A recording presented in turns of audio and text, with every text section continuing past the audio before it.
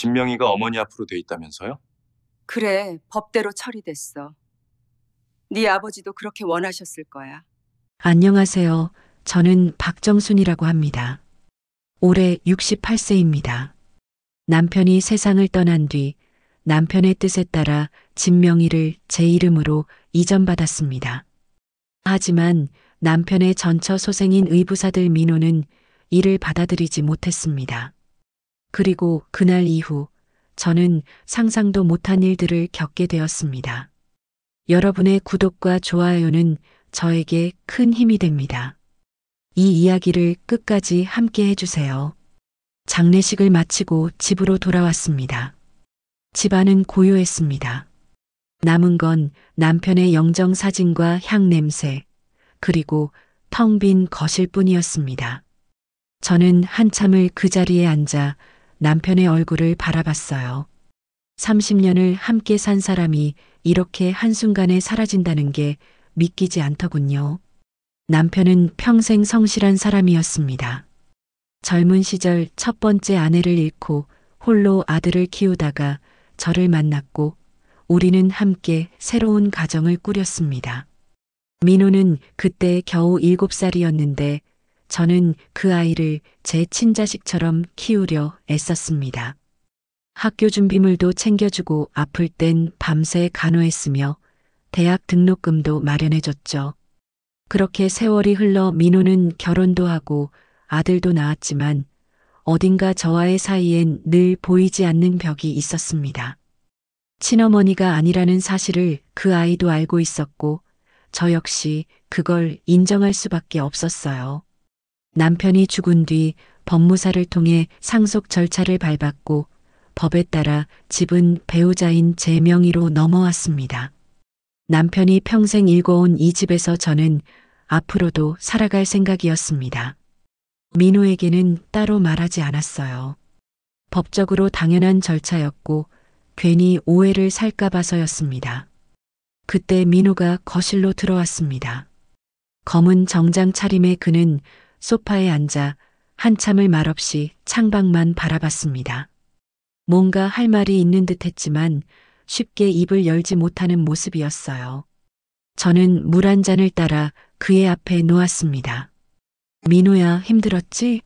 물이라도 마셔. 민호는 고개를 들더니 저를 바라봤는데 그 눈빛이 뭔가 이상했습니다. 슬픔보다는 다른 감정이 섞여 있는 것 같더군요. 한참을 망설이던 그가 조용히 입을 열었습니다. 진명이가 어머니 앞으로 돼 있다면서요? 순간 가슴이 철렁했습니다. 누가 말했을까요? 아마도 법무사 사무실에서 서류 처리하면서 누군가 민호에게 알려준 모양이었습니다.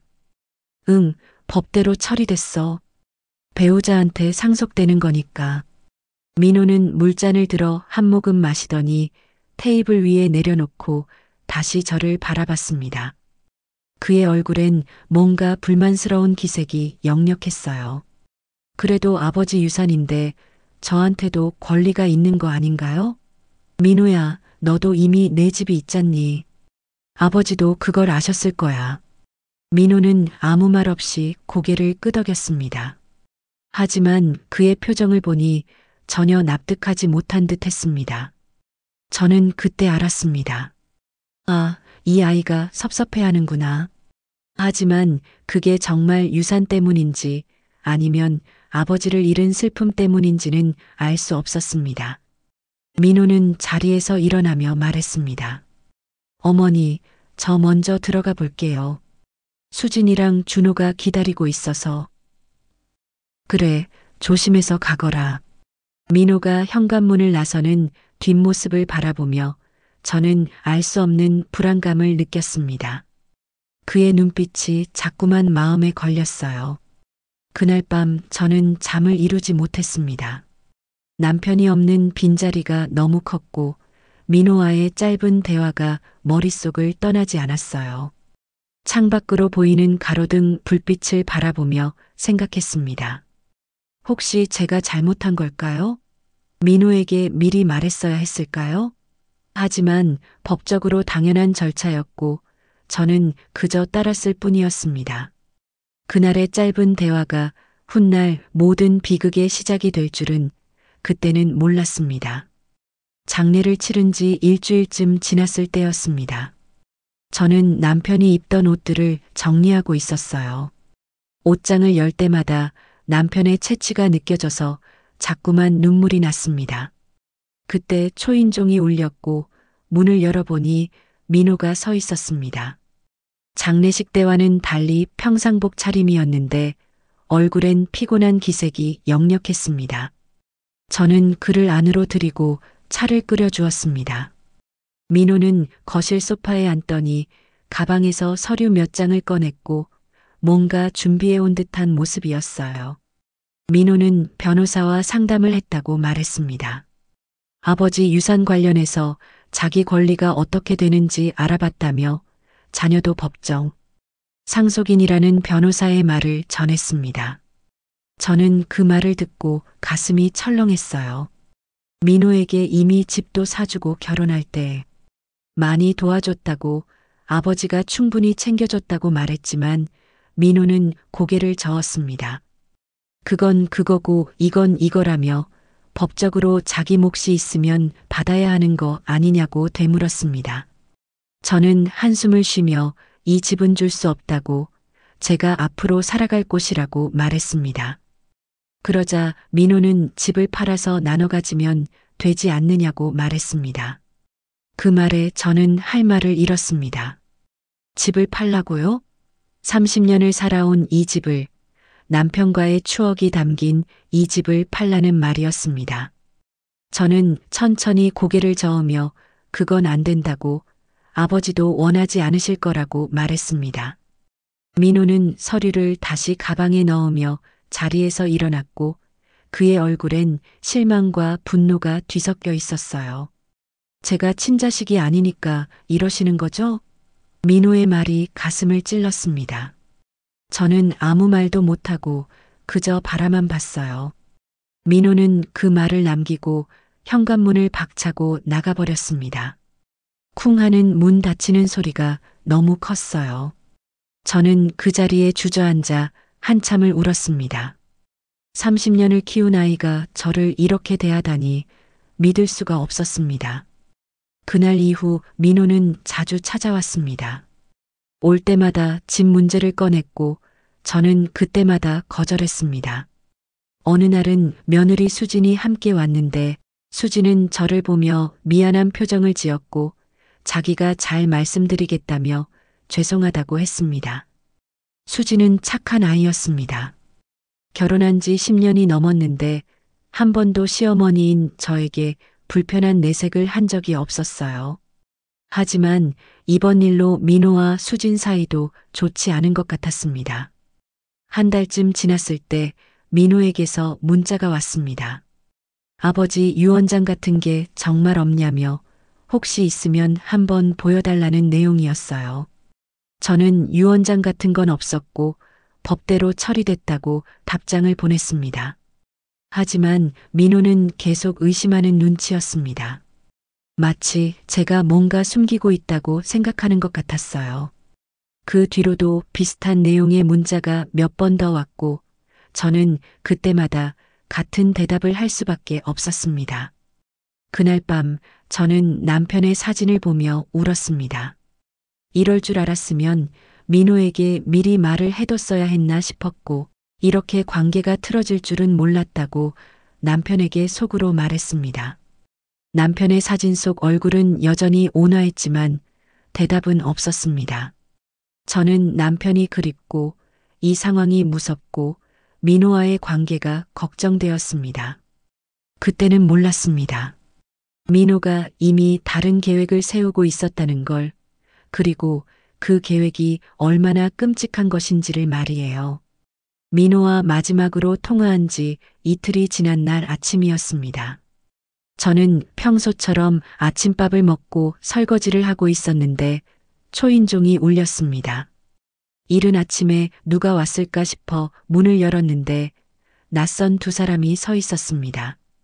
한 명은 경찰 제복을 입고 있었고 다른 한 명은 평복 차림이었어요. 순간 가슴이 철렁했습니다. 정순 씨 맞으십니까? 경찰은 신분증을 보여주며 안으로 들어가도 되겠냐고 물었습니다. 저는 어리둥절한 채 그들을 거실로 안내했고 소파에 앉으라고 권했습니다. 경찰은 수첩을 꺼내더니 천천히 입을 열었습니다. 정순 씨 손자 학대 혐의로 신고가 접수됐습니다. 그 말을 듣는 순간 머릿속이 하얘졌습니다. 손자 학대라니요? 제가 준호를 학대했다고요? 저는 손이 떨려서 물컵을 제대로 잡을 수조차 없었습니다. 경찰은 신고 내용을 설명하기 시작했는데 신고자는 민호였습니다. 제 아들이 제가 30년을 키운 그 아이가 저를 경찰에 신고했다는 게 믿기지 않았어요. 경찰은 민호가 제출한 영상이 있다며 휴대폰을 꺼내 보여줬습니다. 영상 속에서 준호는 울고 있었고 저는 아이에게 소리를 지르고 있었습니다. 하지만 그건 진실이 아니었습니다.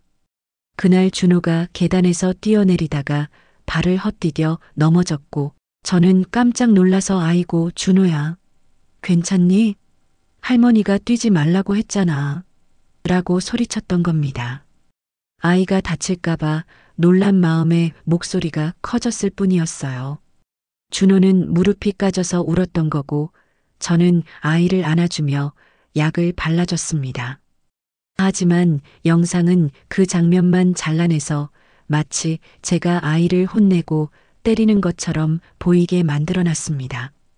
저는 경찰에게 그날의 상황을 설명했지만 경찰은 일단 조사를 받아야 한다고 말했습니다.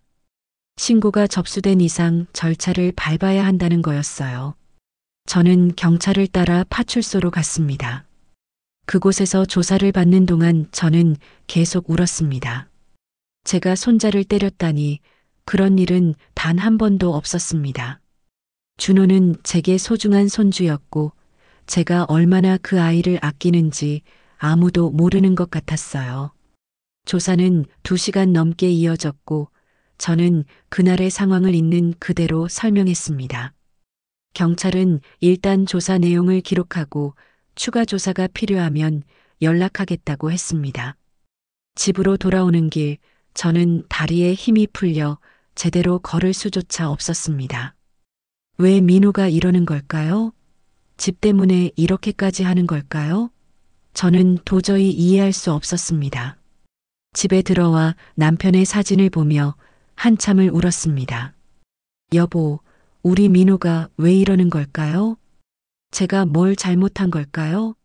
그날 저녁 동네 슈퍼에 장을 보러 갔는데 사람들의 시선이 이상했습니다.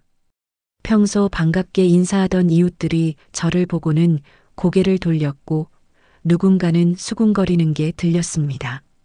집으로 돌아오는 길에 옆집 아주머니를 만났는데 그분은 저를 보더니 이렇게 말했습니다.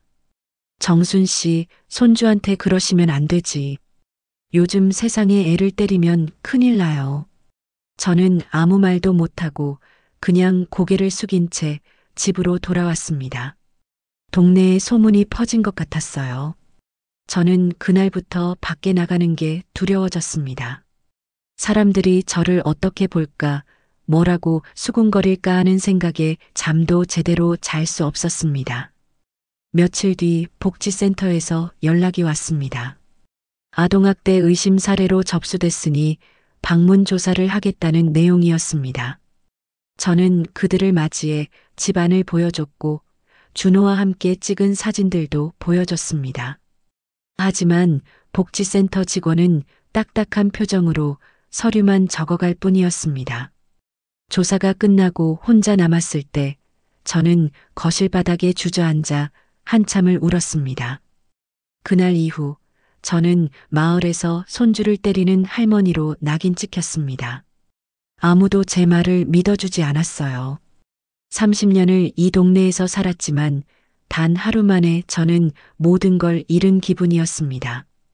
학대 신고 이후 일주일쯤 지났을 때였습니다. 저는 집 안에만 있었어요.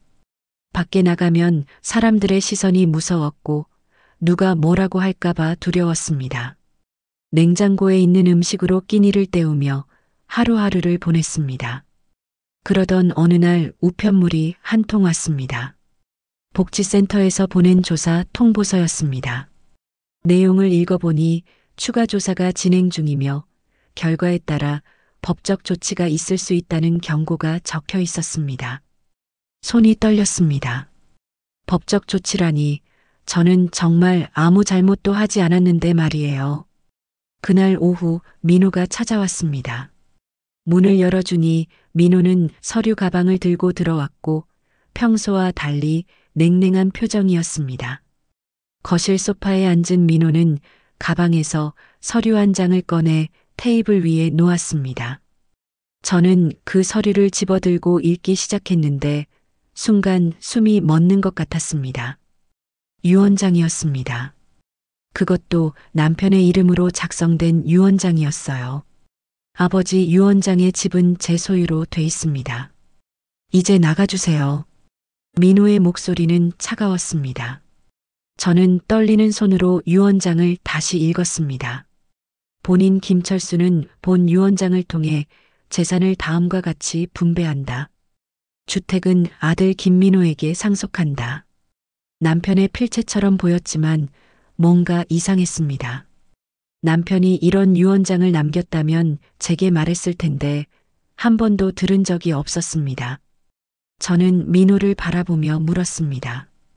민호야, 이게 정말 네 아버지가 쓴 거니? 당연하죠.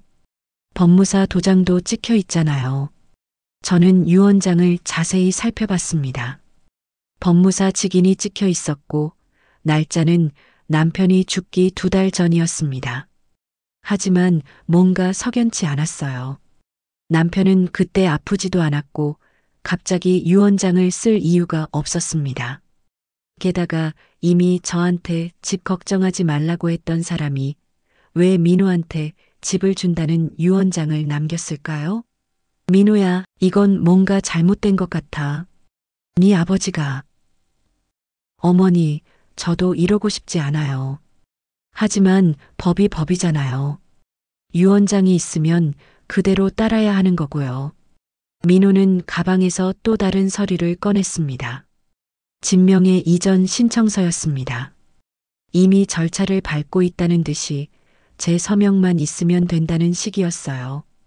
저는 고개를 저었습니다. 이건 아니라고 남편이 이렇게 하지 않았을 거라고 말했지만 민호는 듣지 않았습니다. 그저 차갑게 서류를 테이블 위에 놓고는 일주일 안에 집을 비워달라고 통보했습니다. 민호가 나간 뒤 저는 한참을 유언장을 들여다봤습니다. 필체는 남편과 비슷했지만 글씨체가 조금씩 다른 부분이 있었어요. 남편은 김자를 쓸 때 항상 특정한 방식으로 획을 그었는데 이 유언장의 글씨는 조금 달랐습니다. 하지만 확신할 수는 없었어요. 저는 법무사에게 연락해 볼까 생각했지만 유언장에 찍힌 법무사 사무실 이름조차 생소했습니다. 남편이 평소 다니던 법무사가 아니었어요. 그날 밤 저는 잠을 이룰 수 없었습니다. 머릿속이 복잡했고 어떻게 해야 할지 알 수 없었습니다. 민호에게 맞서 싸워야 할까요? 아니면 그냥 집을 나가야 할까요? 하지만 제게 갈 곳이 어디 있나요? 친구들에게 연락해 볼까도 생각했지만 학대 신고 소문이 퍼진 마당에 누가 저를 믿어줄까요? 일주일이 지났습니다. 민호는 매일같이 전화를 걸어 언제 나갈 거냐고 재촉했습니다.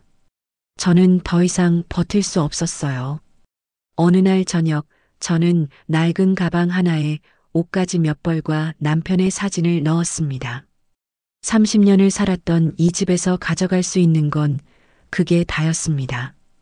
거실을 둘러보니 남편과 함께했던 추억들이 스쳐 지나갔어요. 여기서 밥을 먹고 TV를 보고 웃고 울었던 시간들이 말이에요. 저는 조용히 현관문을 열고 집을 나섰습니다. 뒤를 돌아보지 않았어요. 돌아보면 눈물이 날 것 같아서였습니다. 가로등 불빛 아래를 걸으며 저는 생각했습니다. 이제 어디로 가야 할까요? 제 인생은 어디로 가는 걸까요? 집을 나온 저는 갈 곳이 없었습니다. 친구 집에 신세를 질 수도 없었고 학대 신고 소문이 퍼진 마당에 누가 저를 받아줄까 싶었어요.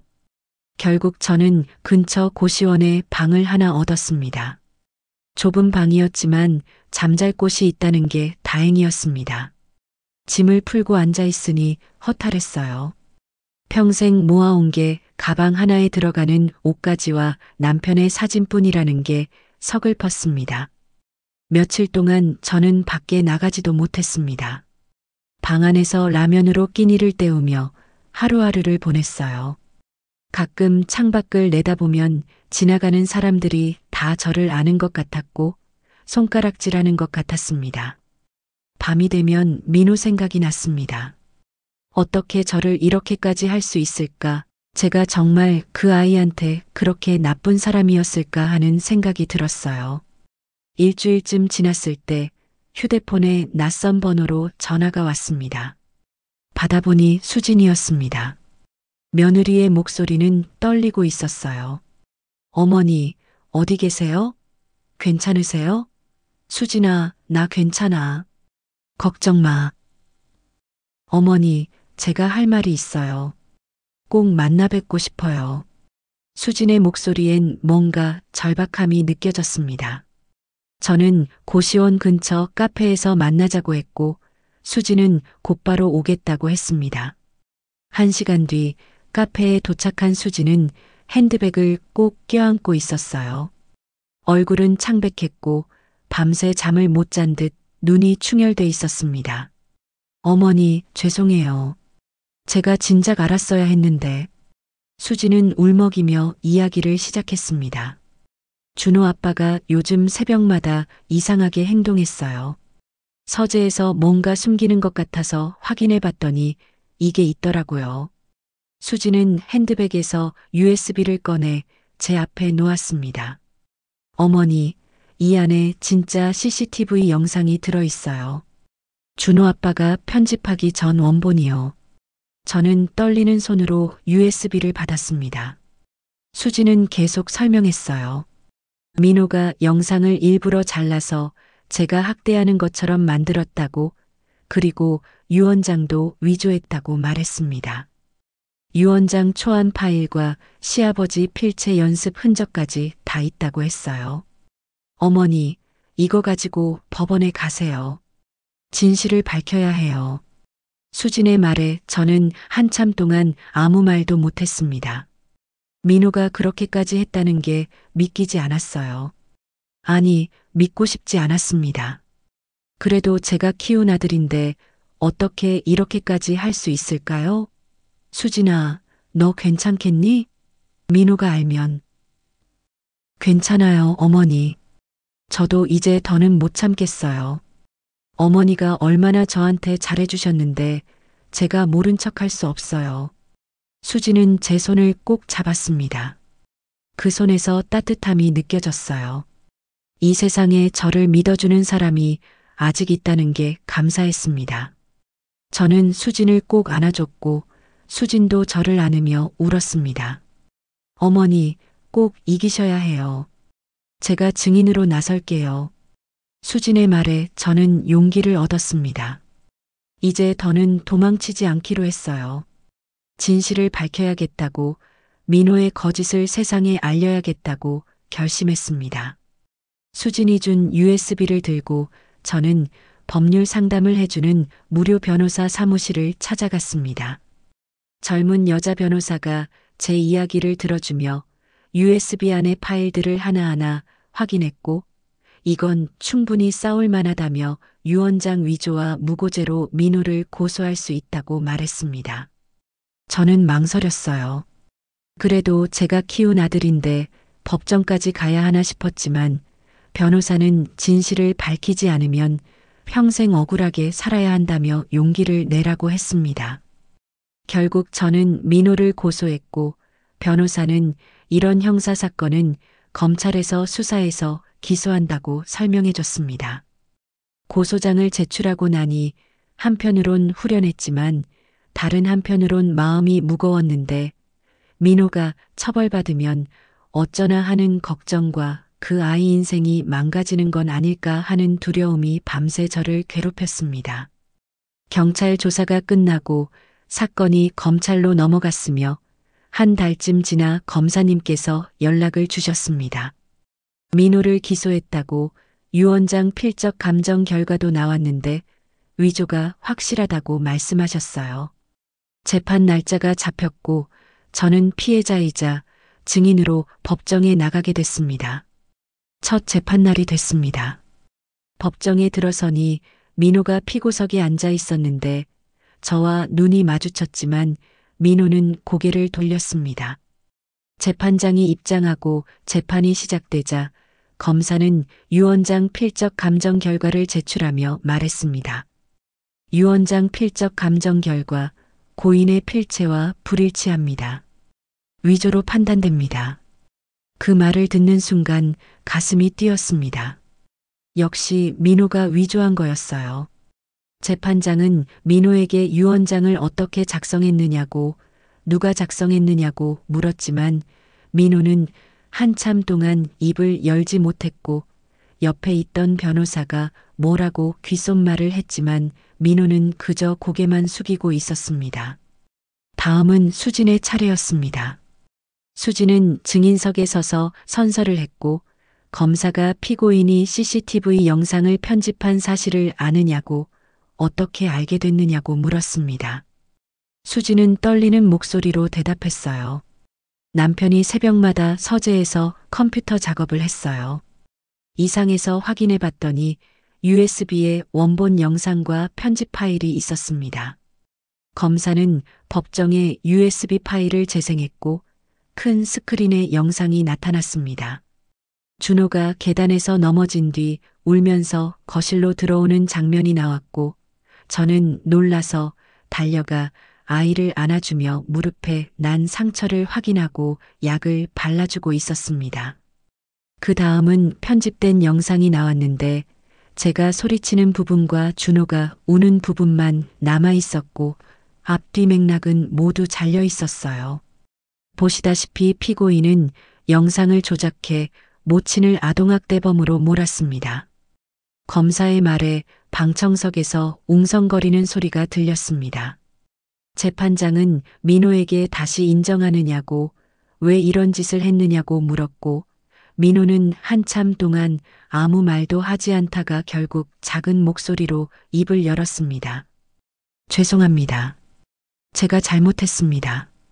민호의 목소리는 작았지만 법정 안에 울려 퍼졌고 저는 그 모습을 보며 화가 나면서도 한편으론 안쓰러운 복잡한 감정이 들었습니다. 재판장은 판결을 내렸는데 유언장은 무효이며 진명인은 원래대로 정순에게 돌아간다고 했고 민호에게는 징역 1년 6개월의 실형이 선고되었고 그는 그 자리에서 법정 구속되었습니다. 재판이 끝나고 법정을 나서는데 민호가 저를 불렀습니다. 어머니, 저는 걸음을 멈췄지만 돌아보지 않았습니다. 민호의 목소리가 뒤에서 들렸어요. 정말 죄송합니다. 제가 미쳤던 것 같아요. 저는 아무 대답도 하지 않고 법원을 나왔고 수진이 밖에서 기다리고 있다가 저를 보자 달려와 안아줬습니다. 어머니, 이기셨어요. 진실이 밝혀졌어요. 수진의 품에 안겨 저는 비로소 울었습니다. 억울했던 지난 시간들이 주마등처럼 스쳐 지나갔고 이제야 제 결백이 증명됐으며 제가 살던 집으로 돌아갈 수 있게 됐습니다. 판결이 난 지 일주일이 지났습니다. 저는 다시 집으로 돌아왔고 먼지가 쌓인 거실을 청소하며 혼자만의 시간을 보냈어요. 남편의 사진을 제자리에 걸어놓으니 조금씩 집다운 느낌이 돌아왔지만 마음 한구석은 여전히 무거웠습니다. 민호가 제게 한 일들이 계속 머릿속을 맴돌았고 그 아이에 대한 복잡한 감정이 가슴을 짓눌렀어요. 화가 나면서도 한편으론 걱정이 됐고 미우면서도 안쓰러웠습니다. 밤마다 잠을 이루지 못하고 민호 생각을 했어요. 그 아이가 지금 어디서 무얼 하고 있을까? 밥은 제대로 먹고 있을까 하는 생각들이 끊임없이 떠올랐습니다. 수진이 전화를 했습니다. 민호가 구치소에 수감돼 있다고 면회를 신청할 수 있다고 말했어요. 저는 한참을 망설였습니다. 그 아이를 보러 가야 할까요? 저를 이렇게까지 만든 아이를 말이에요. 하지만 밤새 고민한 끝에 저는 면회를 신청하기로 했습니다. 그래도 30년을 키운 아들이고 제가 가보지 않으면 평생 마음에 걸릴 것 같았어요. 면회 신청을 하고 며칠 뒤 허가가 났다는 연락을 받았습니다. 면회일은 다음 주 화요일 오후 2시였어요. 저는 그날까지 매일 고민했습니다. 민호를 만나면 뭐라고 말해야 할까, 화를 내야 할까 아니면 그냥 조용히 있어야 할까 하는 생각들로 머리가 복잡했어요. 면회 전날 밤 저는 잠을 거의 이루지 못했습니다. 남편의 사진을 보며 혼잣말을 했어요. 여보, 제가 잘하는 걸까요? 민호를 만나는 게 맞는 걸까요? 하지만 사진 속 남편은 여전히 온화한 미소만 짓고 있을 뿐이었습니다. 면회일 아침 저는 일찍 일어나 준비를 했습니다. 무슨 옷을 입어야 할지 고민하다가 평소 즐겨 입던 검은색 블라우스를 골랐어요. 거울을 보니 얼굴이 많이 늙어 보였습니다. 지난 몇 달간의 고생이 고스란히 얼굴에 새겨진 것 같았어요. 저는 가방에 손수건을 챙기고 집을 나섰습니다. 구치소까지 가는 버스 안에서 저는 계속 긴장했습니다. 손에 땀이 나고 심장이 빠르게 뛰었어요. 창밖으로 지나가는 풍경을 보며 생각했습니다. 민호는 지금 어떤 표정으로 저를 맞이할까요? 구치소에 도착했습니다. 높은 담벼락과 철조망이 위압적이었고 입구에서 신분증을 보여주고 검색대를 통과했어요. 안내를 받아 면회실로 들어가니 투명한 아크릴판으로 나뉜 좁은 공간이 보였습니다. 저는 지정된 자리에 앉아 민호가 나오기를 기다렸어요. 몇 분 뒤 문이 열리고 민호가 들어왔습니다. 수의를 입은 민호는 여인 얼굴로 저를 바라봤는데 예전의 당당한 모습은 온데간데 없고 초라한 모습이었습니다. 민호는 천천히 제 맞은편 자리에 앉았고 우리는 한참 동안 서로를 바라만 봤어요. 민호가 먼저 입을 열었습니다. 목소리는 작고 떨렸어요. 어머니, 오셨어요. 저는 대답 대신 그저 고개만 끄덕였습니다. 민호의 눈가가 붉어지더니 눈물이 흘러내렸어요. 그 모습을 보니 제 마음도 무너지는 것 같았습니다.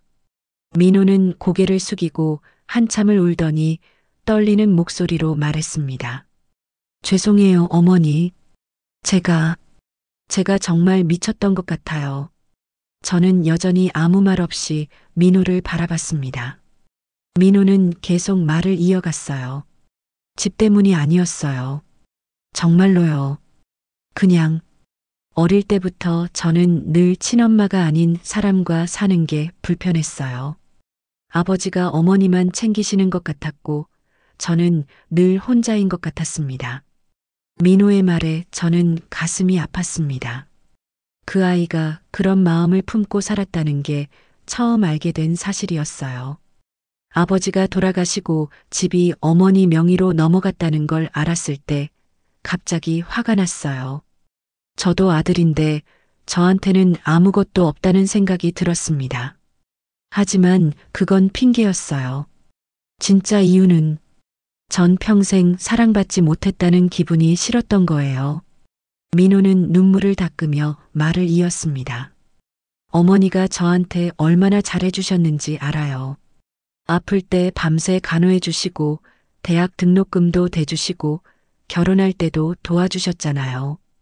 그걸 다 알면서도 전 욕심을 부렸어요. 어머니를 아프게 했습니다. 저는 한참을 민호를 바라보다가 천천히 입을 열었습니다. 민호야, 너가 그런 마음을 갖고 있었는지 난 몰랐어. 내가 친엄마는 아니지만 난 너를 내 아들처럼 생각하고 키웠단다. 민호는 고개를 더욱 숙였습니다. 저는 말을 이어갔어요. 사랑은 이름에 있지 않아. 피가 섞였다고 다 사랑하는 건 아니고 피가 안 섞였다고 사랑 못하는 것도 아니야. 너가 이제라도 그걸 깨달았다면 그걸로 됐다. 민호는 더 이상 참지 못하고 소리내어 울었습니다. 아크릴판 너머로 들리는 그 울음소리가 제 가슴을 파고들었어요. 저도 모르게 눈물이 흘렀습니다. 면회 시간이 끝나갈 무렵 저는 민호에게 마지막으로 말했습니다. 민호야, 여기서 잘 지내고 나중에 나오거라. 그때 다시 이야기하자. 민호는 눈물로 범벅이 된 얼굴로 고개를 끄덕였습니다. 저는 자리에서 일어났고 민호도 천천히 일어났어요. 우리는 마지막으로 서로를 바라봤습니다.